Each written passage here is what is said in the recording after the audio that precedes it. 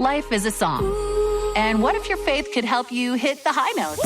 Grammy-nominated and Dove Award-winning artist Torrin Wells invites you into The High Note. It's The High Note. A podcast about real life, real struggles, and a real God who meets you right where you are. With honesty, insight, and encouragement, Torrin tackles the issues you're facing every day and helps you rise above the noise. If you're ready for a fresh perspective on your faith, tune in to The High Note podcast with Torrin Wells. Welcome to The High Note. Available now wherever you get your podcasts.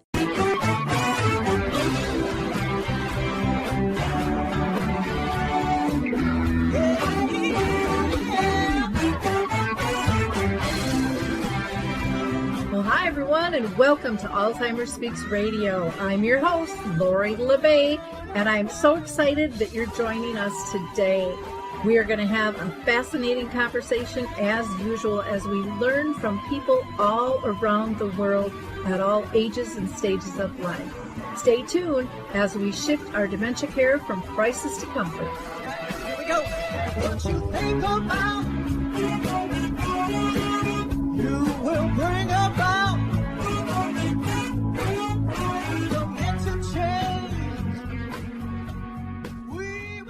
Well, hi, everyone, and welcome to Alzheimer Speaks. Today, we're going to be talking about the Camino connection and family relationships and dementia.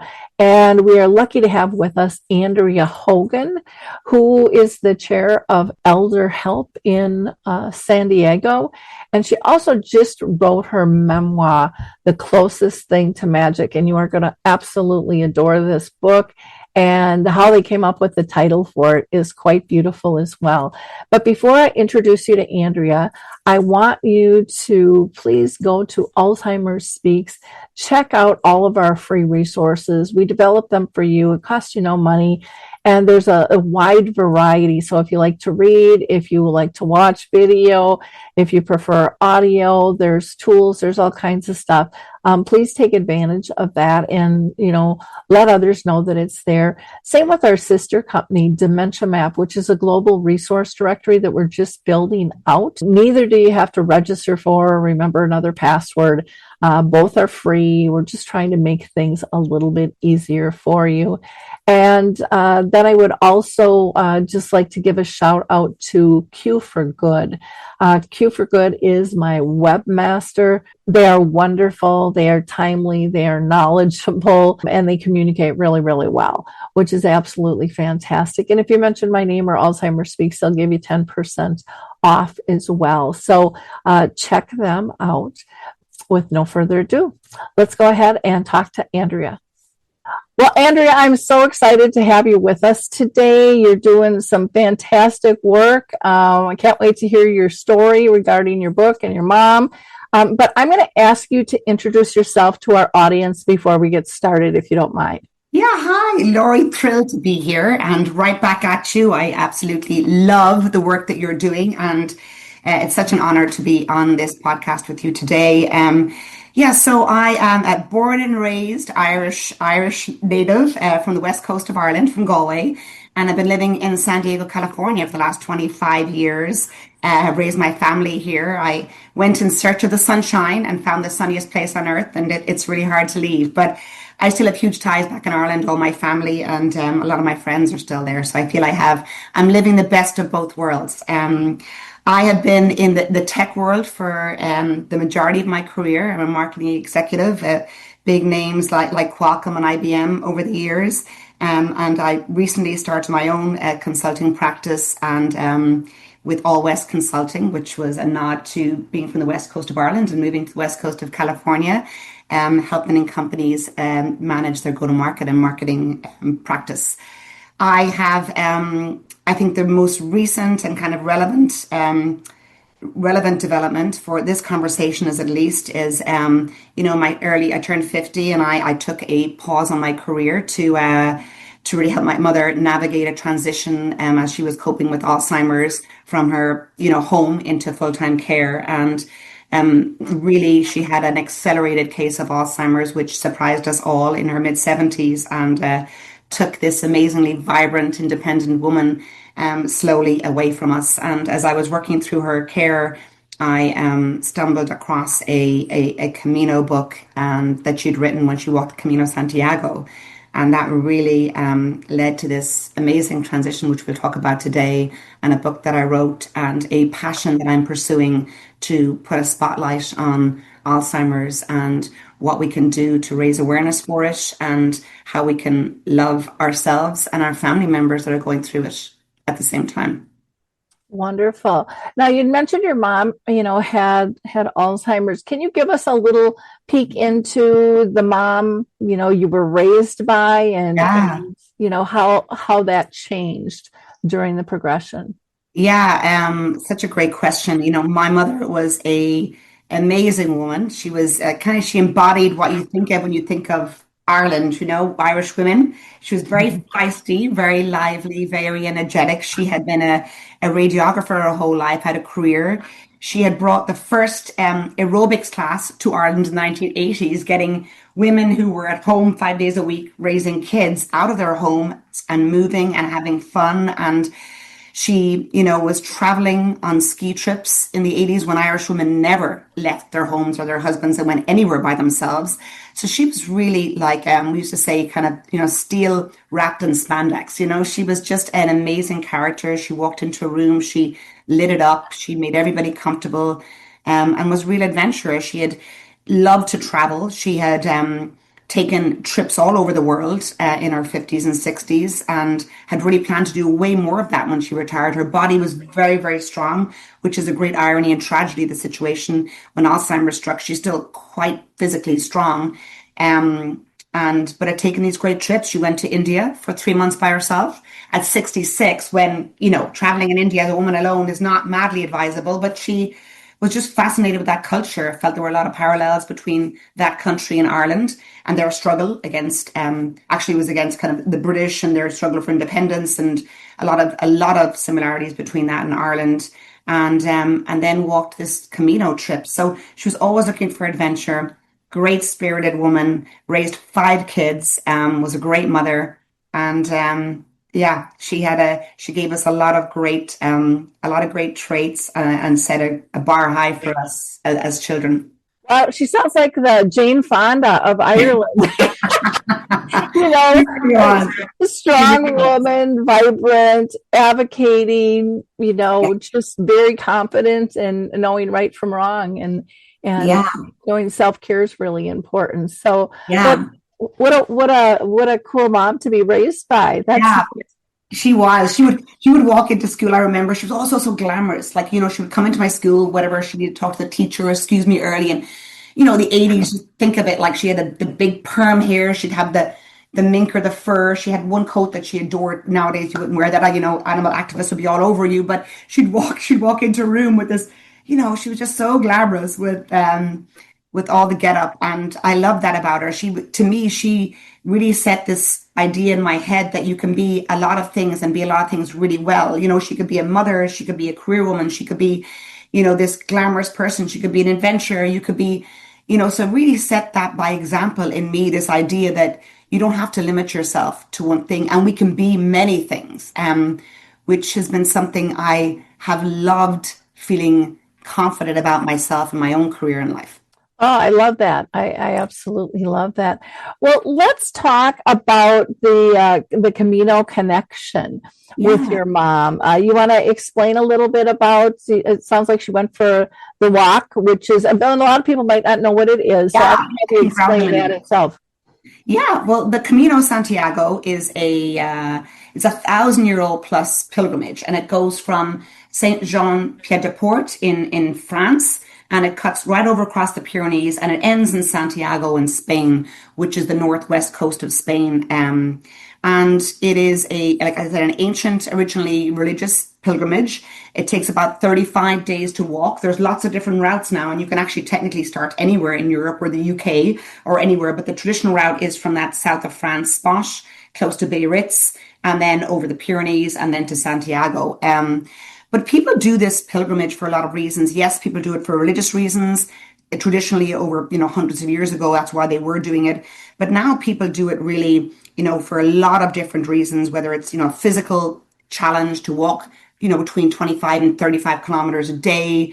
a lot of people go to manage transitions or grief, losing, a family member or spouse, a child, working through addiction, maybe retirement, transitions in their careers. So the predominant age on the Camino, when I walked it, you'd see a lot of people in their 20s where they have time in their lives. And then a lot of people kind of north of 50 where, again, you've got more time or you're navigating these big transitions in your life. So people are really going to step away from a life that they need to step away from and step towards something else. And I think that in itself, that kind of goal really opens the door to a lot of amazing transformation and connections that happen along the way.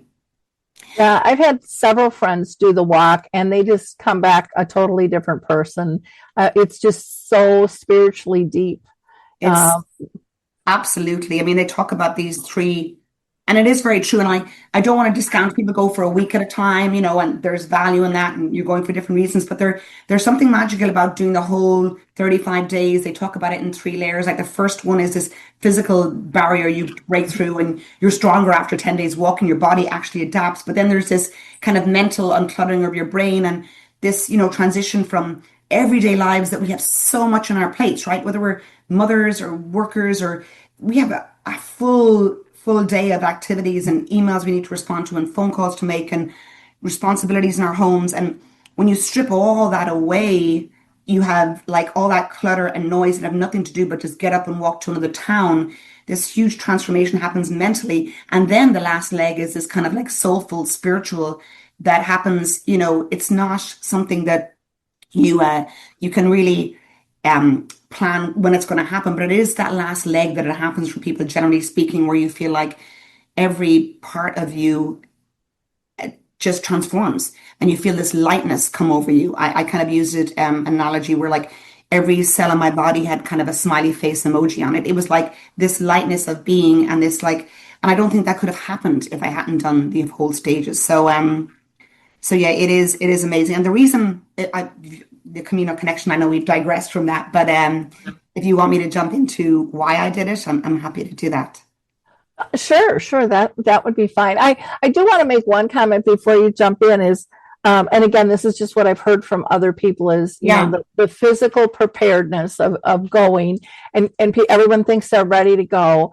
And then there's like this peeling back of layers where their backpack is too heavy and they physically have to unload and everyone says it teaches me I don't need to carry as much stuff in my life or be connected to people that are heavy on me. It's just easier to release. It's just, and there's such peace and everyone says how profound that is. And, they don't think they're going to make it. And then their body pushes on. And then there's just this exhilaration of, oh my gosh, I went through this. It was really difficult, but I am so much stronger coming out the other side.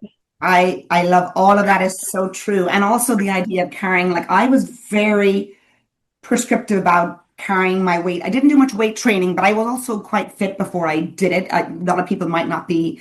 I had just done a half marathon, Ironman. I had done Climb Mount Whitney in the US. So physically, I knew I was fine. I didn't do a lot of weight training, but I was really conscious about what I was carrying and kept it to the absolute recommended bare minimum, which is that 15 pound, 7 kilo weight. But there's also something beautiful about it, just as interesting as the not carrying too much and letting go of things we shouldn't have to carry, carrying what you should carry. There was one day where on the Camino, you can actually have your bags carried for you, a service. And, and if you're not able to walk with weight, that's a fantastic service to have, or you have some kind of injury, or, people are walking in their 80s, they're probably not going to be carrying their backpack. So it is an amazing resource to have. But the one day I took advantage of that, I felt like I was missing something, like I wasn't carrying my load. And that to me, everything that I needed for my day to day was on my back, and not having that with me felt like I was missing something. So there's just this perfect, I think, relationship between what we need to not carry with us and let go of, and what we need to keep on our shoulders, what's ours to bear. And that to me was a really profound and yet simple, takeaway from that journey. Hi, everyone. If you've been injured in an accident that was not your fault, listen up. We have legal professionals standing by to answer your questions for free. Call now and find out if you have a case and how much it's potentially worth. Call 800-710-5100. I'm here with spokesman John Wolf. So, John, tell everyone listening who should call right now. Well, Maria, first off, thank you for having me here. It's always nice to answer the listeners' questions. Now, as far as who should call in, anyone who's been injured in an accident and think you deserve compensation, give us a call right now. 800-710-5100. You'll find out if you have a case and how much it's potentially worth. Thanks, John. You heard it, folks. Take advantage of this opportunity and call now. 800-710-5100. Advertisement sponsored by Legal Help Center. May not be available in all states. Not available in California.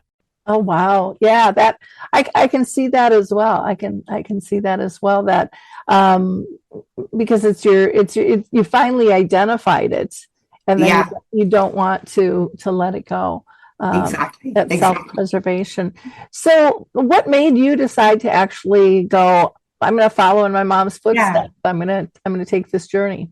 Yeah, well, Mom had always called it the greatest adventure of her life. We knew she had the best time ever. She made the most amazing friends. She talked about it so passionately, and she just lit up. So I think in the back of my head, I think I always knew I'd probably do it. It sounded like something I would love to do.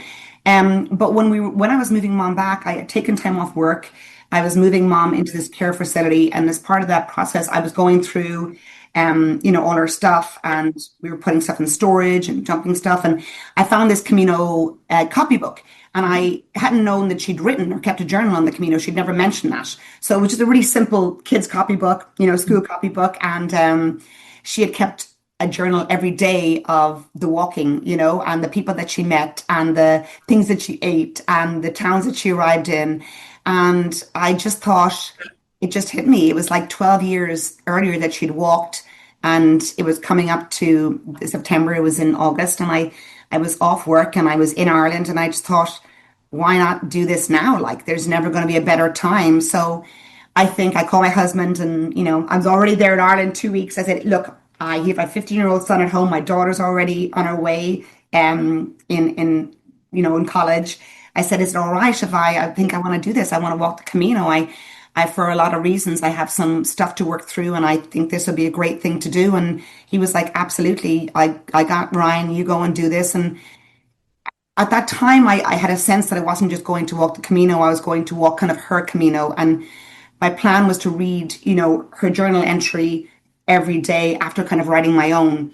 But I didn't know what I didn't know. And what I found out when I was there, I wasn't really prepared for. There was days when some things happened to me that were exactly the same as what happened to her, in terms of maybe we lost our guidebook or someone that we met or epiphany that we had. There were some beautiful revelations that were just brought me so closely to her.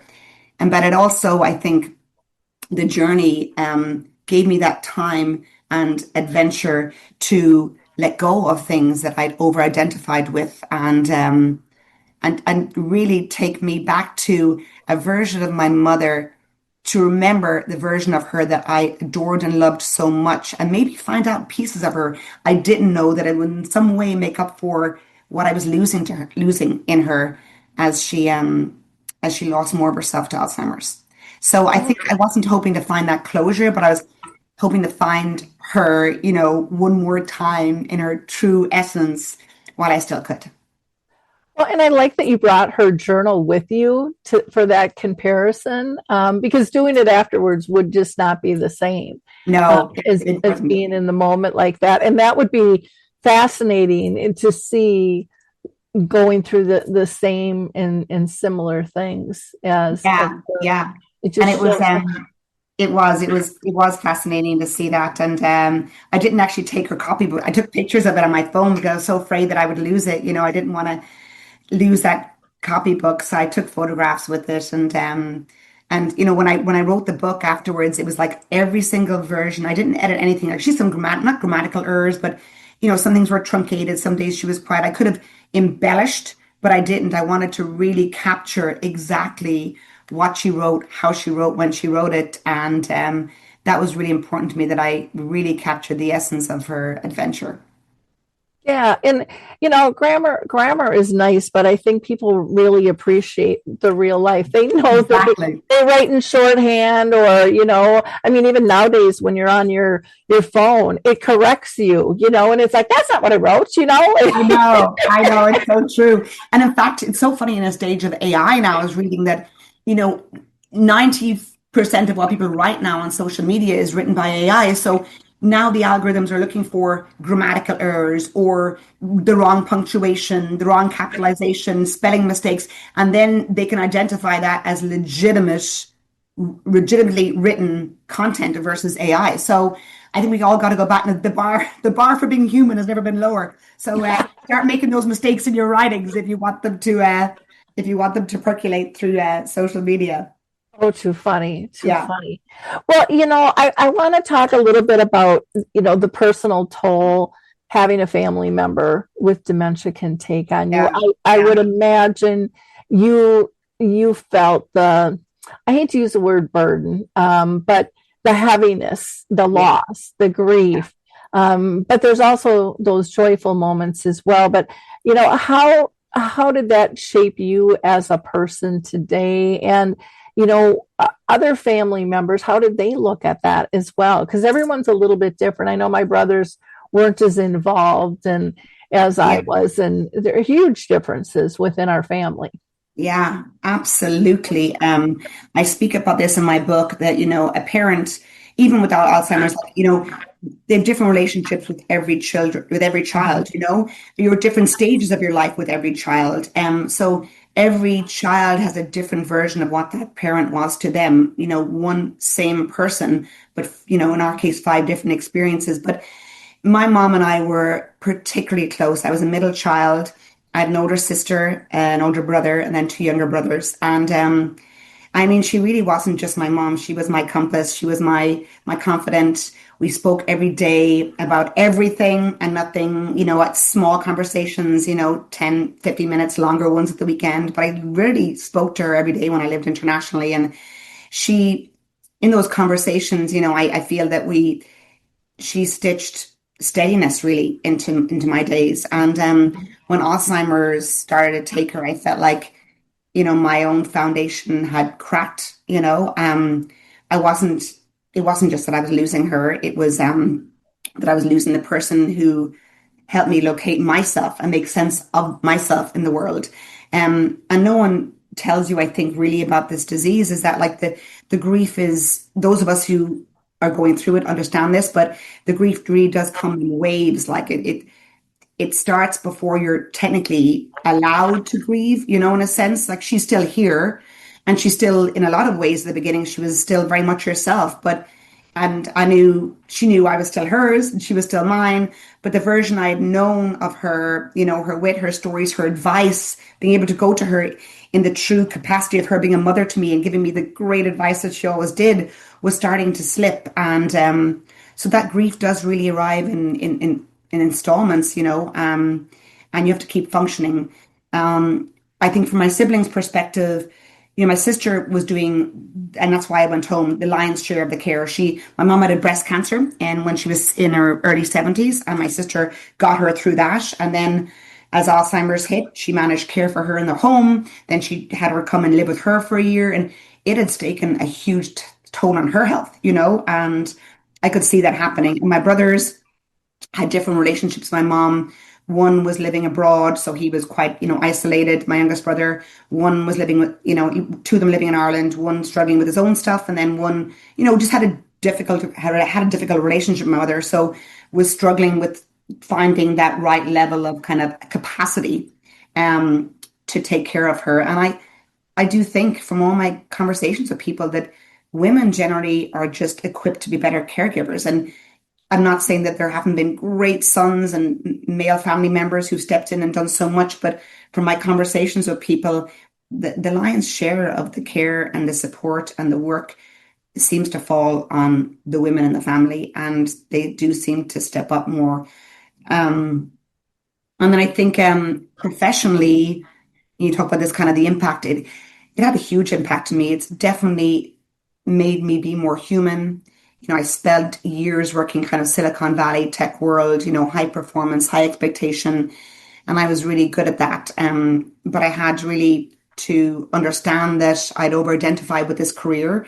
My title had become, sadly, my identity. And the Camino, my mom's illness, and strip that away on the Camino. None of that matters. You're just a person walking on a walk with a backpack, and we're all just pilgrims out there. And that's honestly, that kind of being brought back to basics was probably the greatest gift I'd ever been given. And I think the disease, that's another thing about this disease. And it's still, mom taught me so much while she was doing alive and well and living, but she's still alive and well, but in some regards. But there's lots of lessons to be taught in Alzheimer's, right? It teaches you to be patient. It teaches you to be kind. It teaches you to say what you want to say before it's too late, because it could be the next day could be too late, and to do what you want to do in your life before it's too late. So there's so many great life lessons and leadership lessons in those things. Oh, absolutely. Absolutely. I love your patient, kind, and, and do it now instead of waiting, because it does, you can miss that opportunity in that window. And I also appreciated you sharing, the different relationships that everybody in the family had. And being able to identify that ambiguous loss that's just kind of a constant thing. And and then acknowledging your sister was really stepping up, and that can, like you said, that can really take a toll on somebody. And having that extra support there is critical. It's 100% critical. And I dedicated the book to her. I mean, she was really mom's archangel. She really, I can't imagine having gotten through this, and the care and love and patience she showed, Barbara, in taking care of mom. It was extraordinary. Yeah. And I agree. I think, more women, as little girls, were trained to kind of take care of the family. I mean, I'm going to be 67 pretty soon. And that was just the role. The guys did, they made the income and they did the outside work, and then the women did everything else, pretty much. And so we were trained to be multitaskers from, I think, day one, and forced to be troubleshooters. And then always, I think, came from an angle of, and it wasn't termed this way, of mental health. What makes people feel comfortable? What makes them happy? Addressing when they're sad or when they're angry, and trying to find that balance. So I am seeing a lot more men stepping into this role. And what's interesting is how much they appreciate being able to experience that, where there's kind of been in the past almost like a wall, like you're not supposed to do that. That's not your role. Like my brothers, I just don't think they have the emotional capacity to deal with it. And it was all so sad, and everything was about how it made them feel. I agree. They can't separate it. I know we've talked about this, is that it was too hard for them to see her like that, and that's true. It's so hard to see her like that, but it's interesting how we could still put that aside and get through it and do what it needed to be done, understanding that, of course, it's taking a toll. But I think women too, we have more outlets. Like we have our friends, and we're very open in our conversations, and I'm actually really good at self-care now. I'll, go for a walk, and I have a lot more avenues and ways to kind of, unburden myself. And I think guys don't generally have that. And because of that, they just don't have the same capacity, maybe because they're just, it's too much. It's too much. Hi, everyone. If you've been injured in an accident that was not your fault, listen up. We have legal professionals standing by to answer your questions for free. Call now and find out if you have a case and how much it's potentially worth. Call 800-710-5100. I'm here with spokesman John Wolf. So, John, tell everyone listening who should call right now. Well, Maria, first off, thank you for having me here. It's always nice to answer the listeners' questions. Now, as far as who should call in, Anyone who's been injured in an accident and think you deserve compensation, give us a call right now. 800-710-5100. You'll find out if you have a case and how much it's potentially worth. Thanks, John. You heard it, folks. Take advantage of this opportunity and call now. 800-710-5100. Advertisement sponsored by Legal Help Center. May not be available in all states. Not available in California. Yeah. Well, society said, you don't cry, you don't share those things, the tough guy role. And, and that's, I think, where we all get into trouble. And even in society today, I think there's so much judgment. And that's why we have so many mental health issues is people, it's not acceptable to feel your full range of emotion, which is normal, I know. And if you bottle it up, it comes out sideways and that's not good for anyone, or people get sick and things. So, yeah, I think we have to, I don't know. I've always been an open book. I'll always be an open book. I mean, that's just who I've been. And I know it makes some people uncomfortable. And then it's like, don't hang with me. Don't listen to me. No, that's okay. But I don't think that we can fix problems if we're not honest that there even is one. And then what does it look like? Because to me, we could look at the same thing and you're going to have different issues with it than I am. And we have to take all that into consideration in order to fix society. We have to be inclusive. Otherwise, it's not going to be sustainable. It's just not going to work, and 100%. And that doesn't scare me. I think it's not about, being right. It's about making progress and bringing comfort. And I think those are two very, very different avenues. 100%. In terms of approach. Yeah. So that's kind of a nice roll into talking about your role as chair for ElderHelp in San Diego. Why don't you tell us a little bit more about that, why you stepped into that role as well? So I love talking about ElderHelp, by the way. They're such a phenomenal nonprofit and organization. Well, I wanted about 10 years ago to do more philanthropy and get more involved in my community. And at Qualcomm, we had an amazing department that helped executives step into more roles of that. And Qualcomm did a great match on for directors on boards. So I want to take advantage of that. And there's so many different avenues for philanthropy, right? You can help the planet, you can help animals and children. But I think with my mom, aging and with the diagnosis of Alzheimer's and her being sick, I feel like in the US we forget about seniors. In other cultures, they take better care of seniors. In our culture, we don't. We kind of abandon them, we discard them. I think there's a lack of dignity in aging, a lack of reverence. And I really felt like that was what I really wanted to lean into and kind of bring my attention and support to. So I was matched with introduced this organization called ElderHelp.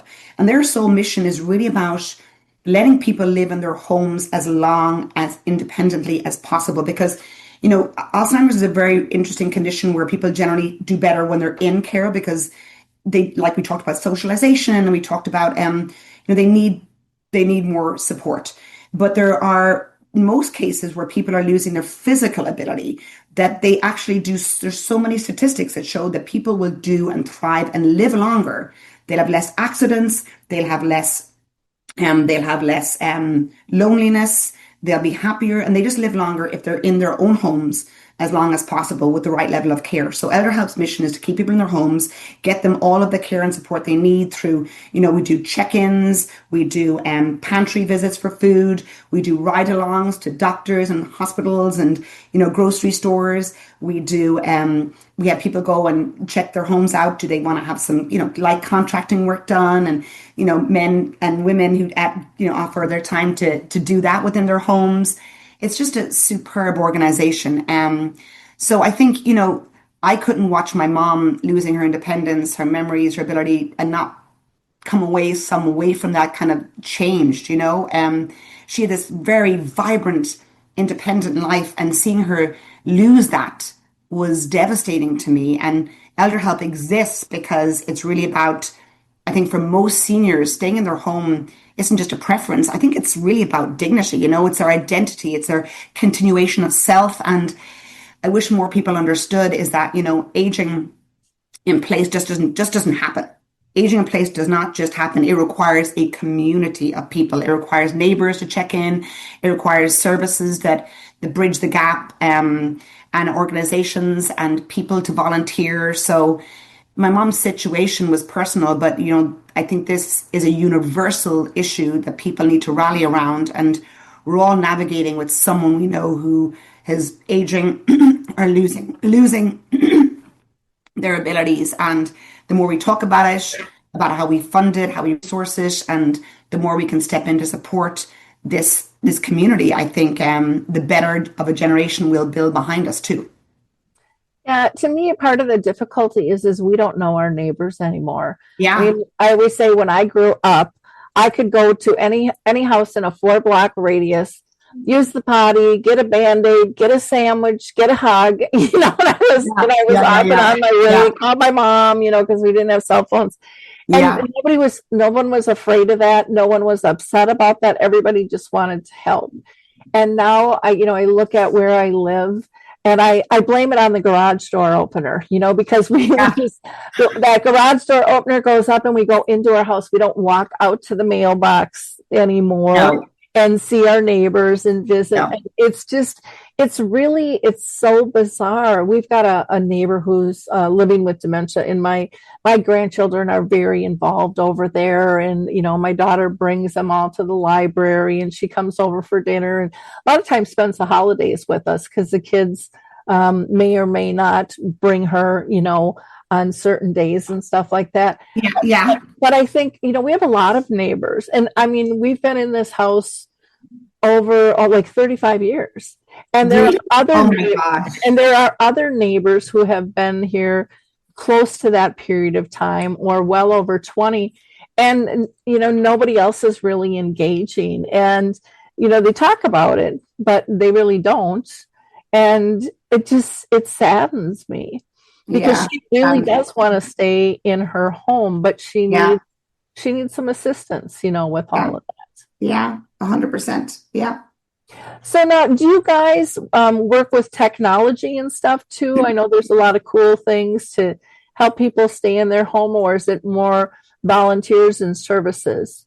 We do. The Tech for Seniors, actually, one of the board members has I think it's a for-profit for Tech for Seniors. So we don't specifically focus in on tech, but we can absolutely help with that. So like if, our volunteers can make sure if someone's got an iPad or their phone that they know how to contact, their loved ones, or they can use a video, or they can there's so many different levels of, as people decline, there's so many different ways that people decline. Like sometimes it's mobility, sometimes it's eyesight or hearing, or, there's so many different, things that happen to people as they age. So having, volunteers and supporters who can really kind of customize and make sure that we're supporting where they need support the most. And that's something that's beautiful about ElderHelp. And we actually also just launched a new, very aside kind of organization that is really helpful, I think, and complementary, called Naviguide. And what that's for is for, if you're caring for somebody who's, in San Diego and they're in New York, for example, and actually it's the other way around because this Naviguide resource is in San Diego, but if you're in New York and your aging parents in San Diego, Naviguide kind of helps take care of all the things you can't do remotely, like handle the social security, maybe checks, make those phone calls, take care of finding the right kind of home for them, do all of these kind of things that you can't do because you're not physically in place. So it's more a service for the family members than the actual seniors themselves. So these two complementary services now offer or make this kind of holistic offering, I think, for this senior community in San Diego, which is remarkable. Which is more like a care manager on site. Yeah, exactly. Wonderful. Exactly. Yeah. And like you said, there's so many things. And what I love, like with intergenerational now, the kids are like, oh, I can set up your phone, or we can get you on Zoom, or I can show you how to do pictures, or we'll make videos out of these things so that you can watch them. And then you have, some of the controlled environments where they won't get the spam calls and things, using like a grandpad or something of that order. There's so much out there that can help people, and it doesn't take a whole lot. It's just how do you know it exists? Yeah, 100%, Is 100%. is one of the big things. Well, I definitely want to talk about your memoir, Oh, The Closest Thing to Magic. I love the title. thanks. I have it, How did you right pick here. the title? The book. That's me on the Camino, walking halfway through it. That was the longest day, actually, about 35 kilometers. And it's so funny that a friend took up this picture of me on the Camino, a girl I was walking with that day, Ilsa, my friend from Amsterdam, giving her a little shout out here. But and it's such a great photograph. All I did was have to do the little footsteps in front, which were me walking behind mom. But the title is so it actually might make me emotional now, but I was down to the wire. The book was written and I had no title yet. And I was looking through I've always taken pictures and videos of mom over the years. I'm so thankful for that. But I was looking through all videos one morning, just kind of perusing videos of mom and I talking. And when she moved into the facility, I had put together an album of photographs from our great adventures. We'd done a lot of trips together. I was fortunate to travel a lot with my job. And in my 60s, met mom in different places in Europe. And she came to see me in the States. And we had some phenomenal trips. We'd been all over the world together. So I put this album together and I always wrote an inscription in the beginning of my album. And when I was reading this to her in the bed that day in her room in the home, in the care facility, I read this inscription. And at the end of the inscription, I said to her, you were the closest thing to magic I'll ever know, and she just like shrieked in delight and she thought that was so beautiful. And so I was like, that's it. The Camino is the closest thing to magic. My love for my mother, my mother's love for me, the closest thing to magic. It felt like the perfect title. And just to add to that now, anecdotally, when I brought the book back to her, I published it in February. I went back in March and I read it to her. And normally when I read to my mom or talk with her, within 10 minutes, that's gone, which is really sad. I always think the feeling lasts, how you make somebody feel lasts, but the memory is generally gone really quickly, although it lasts for me. But it was about 20 minutes after I'd read this book and she sat with me for an hour and she leaned in and she was so excited and it absolutely transported her back when I read her journal entries. As I was leaving, she just said to me, she goes, Andy, she calls me Andy. She goes, Andy, that book is magic. In fact, you should call it that. And I just thought, wow, like I had this moment with her before the book was written that, made it very clear what I should call it. But here she was, and this book brought her back to this greatest memory of her life. And what she said to me, it reinforced everything, and not just reinforced the title. It reinforced me taking that time off work. It reinforced me doing the Camino. It reinforced me telling her story and sharing it with people. There was so much inspiration and goodness that came out of that. I just feel like it was one of those serendipitous full circle moments, What a cool thing that, she was involved in that. I mean, she's just so intertwined in everything. Yes, in everything. Yeah. Yeah, that's how I feel like my mom was with me too. And even when she was dying, she had told me, for example, and she would come to me in dreams, towards the end. Yeah. Came to me in a dream and said, you're not going to be here when I die. And I was like all offended, like, I am the person that transitions people. That's my role. And I was offended. And she was like, calm down. She's like, I need to know you're going to carry on this work. And others need to be involved with death. They're all afraid of it. And little, my mom would bring us to wakes and funerals, and she'd get scolded by her friends. They're too young. They shouldn't be here. She's like, it's fine for them to be there when someone's born. Why can't they be there when someone leaves, And so she was really on a mission on this earth. And then when I ended up having 2 keynotes in Arizona, and I'm a one-woman show. I don't have staff to pass it off to. So my mom was right. She pulled me out.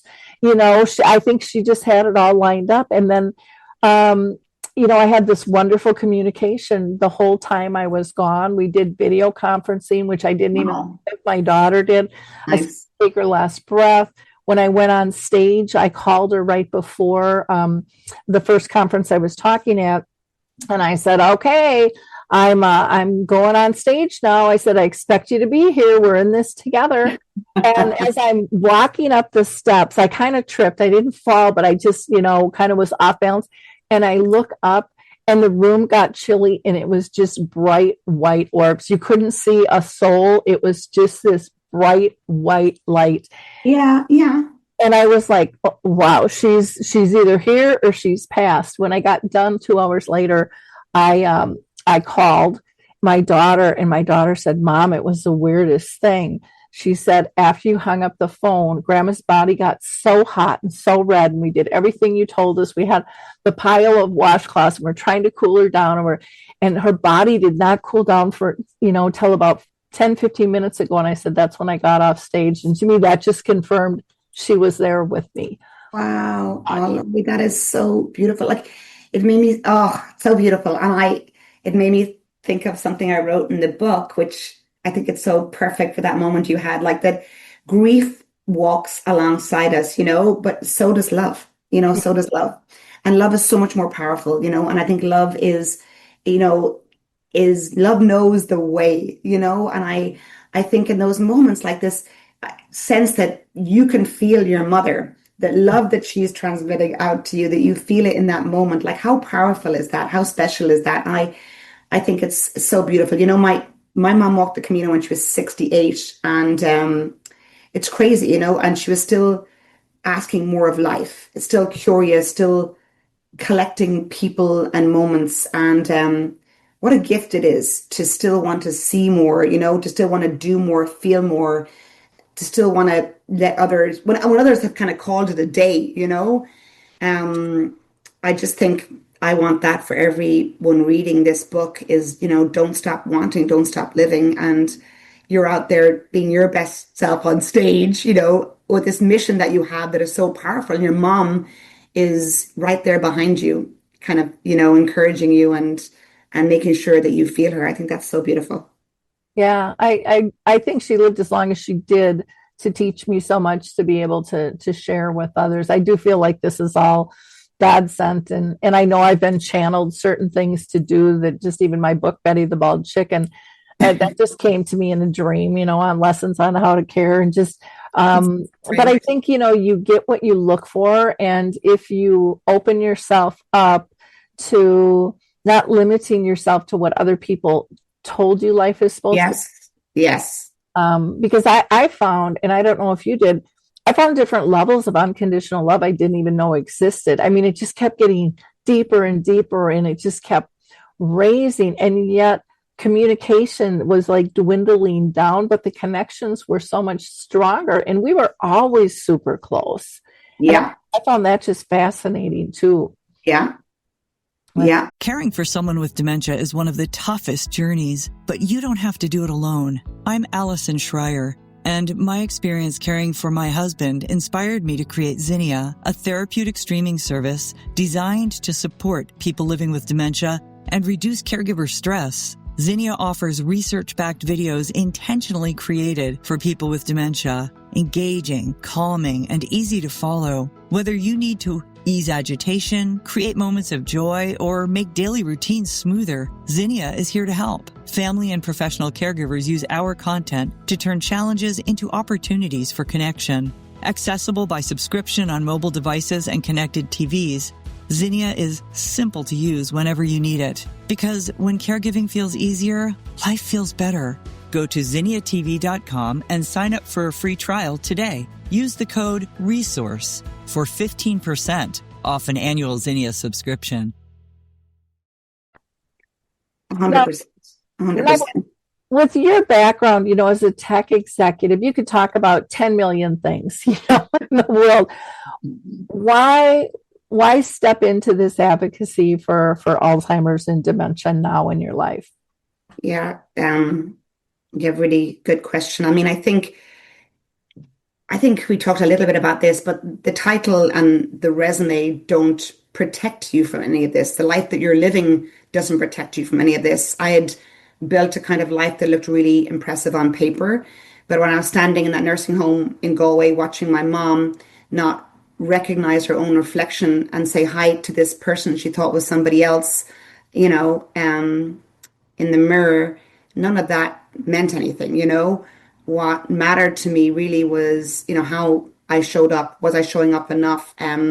Whether I said what needed to be said, and whether or not I was paying attention. And I think this concept of like, why now is because, we're not guaranteed tomorrow. And that's not a cliche, but I'm so much more conscious of time now. The Camino also reinforced that, day after day. My mom's adventure came at 68, mine came at 50.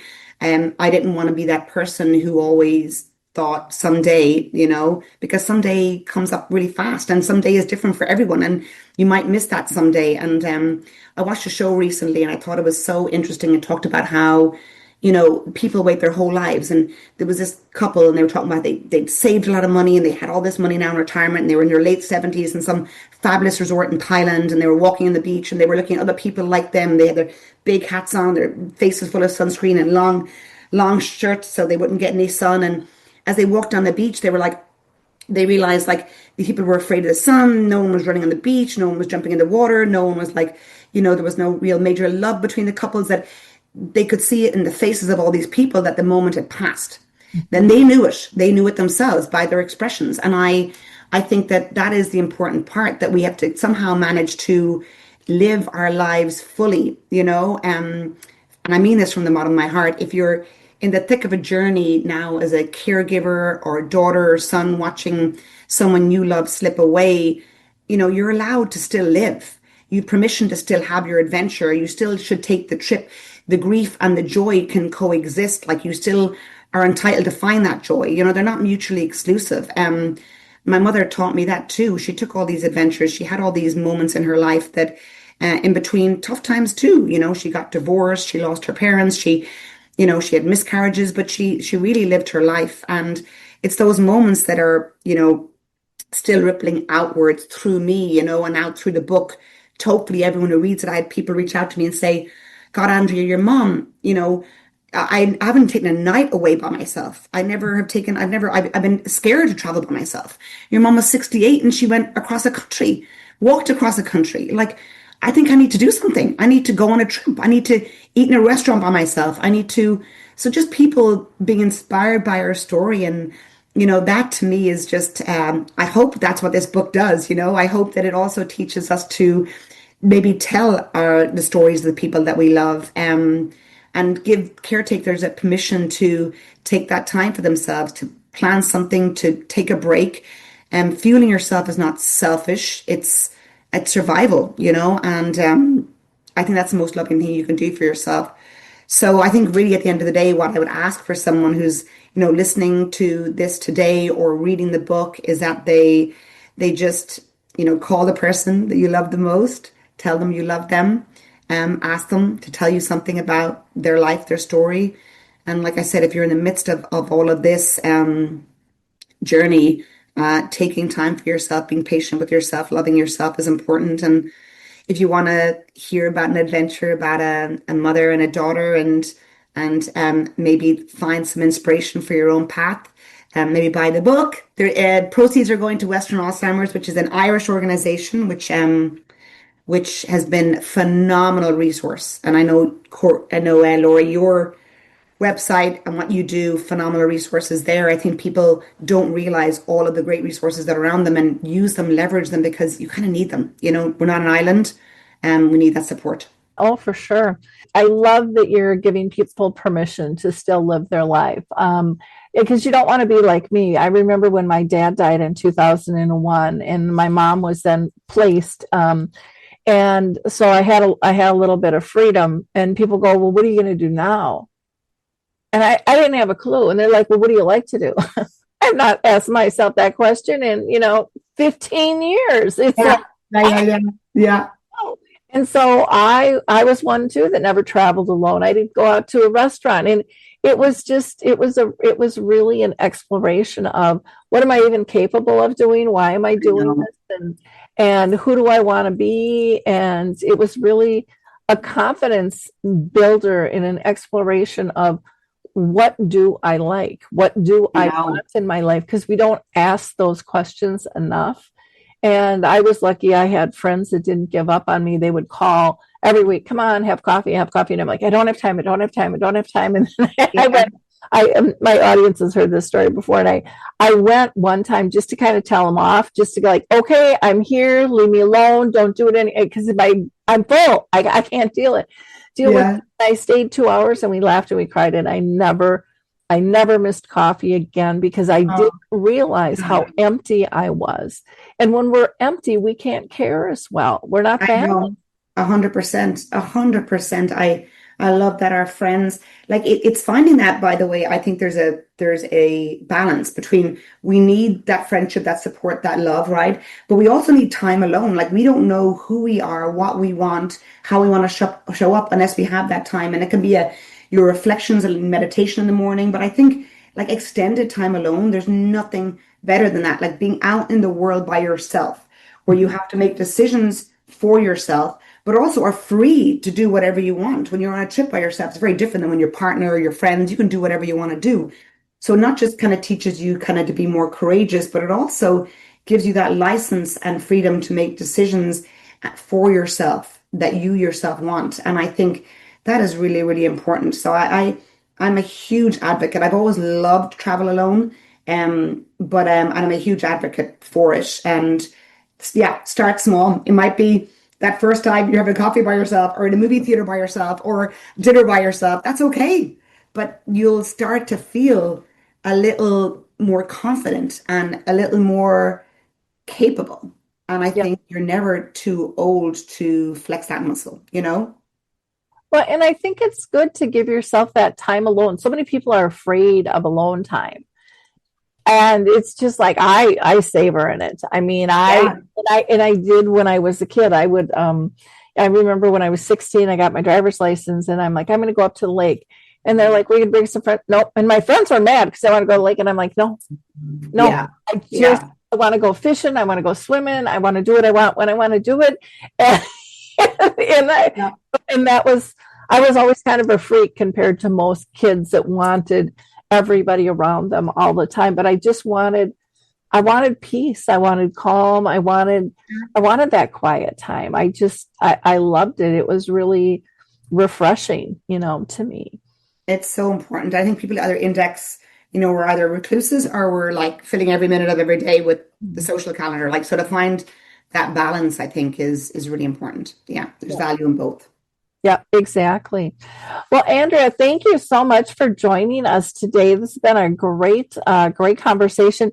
Now, people can go to your website, which is allwest-consulting.com. And your book is also on Amazon, but I'm sure there's a link on your website. On my website, there is. You are on LinkedIn, and you also have a Facebook page, and we'll put all of that contact information out there for people. I always ask our audience to be a giver of hope. Like, click, and share. It takes little time. It costs you no money, but there are people in your sphere that need to hear this conversation. They need to know it's okay to reach out. We need to make it more comfortable for them to feel safe. Yeah, 100%. When this goes live, I'm happy to share within my network too, because again, great resources that you have through Alzheimer's Speaks. And people sometimes just don't know what's available to them, or, don't take a second to recognize that, I do need help. I am drowning in what I don't know, or, are very little time. And there's a lot of great resources that you could just tap yourself into, Yeah, from support groups to Facebook groups to wonderful books. I mean, it's technology. It's endless. It is endless. I have an Alzheimer's Speaks. We started a poetry page where people can submit their poems. And what I was shocked by was how many people that said that they can't go to a group, or they don't feel comfortable going to a group, but they feel really isolated. And through the poetry, they can laugh and cry at home, alone, private, and feel connected. And I thought, wow, I didn't see that one coming, when we started it. So there's all different types of ways to get many. And if you're in San Diego, check out ElderHelp. Yes. It's a phenomenal organization too. Another great resource. I mean, it's just like the Camino. I think people get stuck. Just take that first step. Right? Just take that first step. And it's just like this with help too, and resources. Like, take that first step, educate yourself on what's out there, and then you'll be amazed at what kind of support you can get, and you need it in many areas. And a lot of times you'll find too that you know a lot more than you think you do. Yeah. Yeah, when you talk intuitively, to others. exactly. Yeah, And then that's empowering in and of itself. You don't feel like such an oddball because sometimes we're dealing with families that don't understand. And then you start questioning yourself, like, am I making this up? I mean, I remember my brothers going, she's fine. I'm like, well, you spent 15 minutes with her. Spend the day. You'll see I a know. different picture. But Yeah, comments do start getting to you, they after a do. while. Yeah, they do. It's good to kind of build a tribe and support uh, Yeah. because this can be a strenuous journey. But I also think, one of the beautiful things in talking today is, you, without saying this was a joyful moment, you penetrated that there was a lot of joy, there was a lot of love. And I'm a firm believer that we will find what we're looking for. And so society has kind of taught us to look for all the loss, and that can get overwhelming. And there are still our relationships, there's still our connections. I'm a firm believer that our souls are connected even past death if we choose to go there. And I think there's many levels in which we can connect that we aren't even aware of.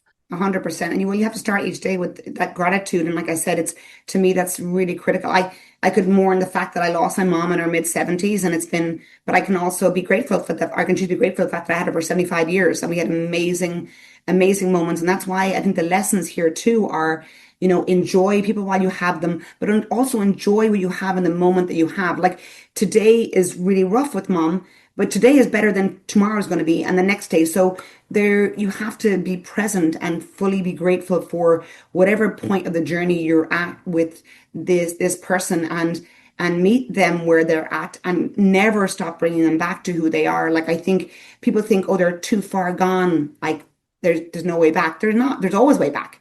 Mm-hmm. And what a beautiful gift it is to remind them of who they were and bring those memories back to them. That's what I'm all striving for, my mom, and to feel really happy and really loved in our time together, because that biology, that feeling, that lasts long after you leave. So there's so many ways that you can still touch and reach people who are going through this.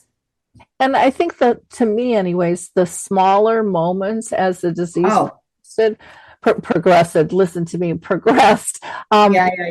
were much more meaningful and stay with me because they just melt my heart. Yeah, they do. Those like little videos that you had of your mom, I have them of mine too, and I can have the worst day of my life, and I watch one of those videos and I'm like, life's good. I know, 100%. Just reframes everything. So again, thank you so much for joining us today. Really appreciate your time, Andrea. I loved being on with you, Laurie. Thank you for everything that you do. It's wonderful. Really appreciate you. Thank you. Take care. Attention seniors. Are you looking for a community that offers incredible benefits and stands up for your values? Look no further than AMAC. With an AMAC membership, you'll enjoy exclusive discounts on insurance, travel, dining, and shopping. Stay informed with 6 issues a year of our award-winning AMAC magazine, delivering trusted news and valuable insights. But that's not all. AMAC is committed to defending America's future by directly bringing the voices of our more than 2 million members to our elected officials. Join a community that cares about your needs and your values. For a limited time, we're offering a 1-year membership for only $1. Yes, just $1 for a year of incredible benefits and advocacy. Don't wait. Take advantage of this special offer and join AMAC today. Visit amac.us/join now. That's amac.us/join now.